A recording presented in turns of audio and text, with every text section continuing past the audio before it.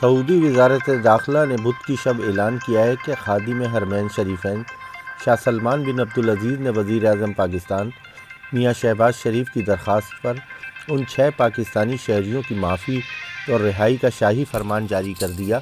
جنہیں ایک پاکستانی خاتون کے خلاف بد زبانی پر گرفتار کیا گیا تھا۔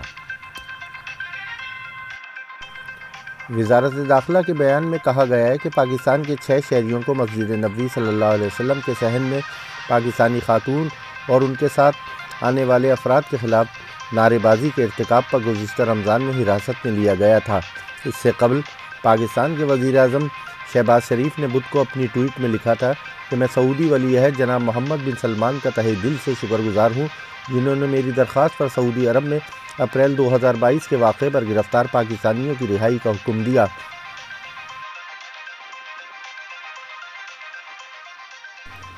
یاد رہے کہ رواں سال اپریل میں وزیر اعظم شہباز شریف کے ساتھ سعودی عرب کے دورے پر جانے والے پاکستانی وفد کے ارکان کی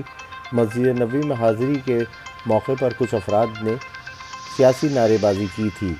مدینہ منورہ میں پولیس نے مسجد نبوی کے صحن میں پاکستان کی وزیر اطلاعات مریم اورنگزیب اور وزیر برائے نارکوٹک کنٹرول شاہ زیب بگٹی کے ساتھ بدسلوکی اور توہین پر گرفتاریاں کی تھیں۔ سعودی سفارت خانے کے ترجمان کا کہنا ہے کہ ان میں سے کچھ پاکستانیوں کو قواعد کی خلاف ورزی اور مقدس مقام کا احترام ملوث خاطر نہ رکھنے پر گرفتار کیا گیا تھا۔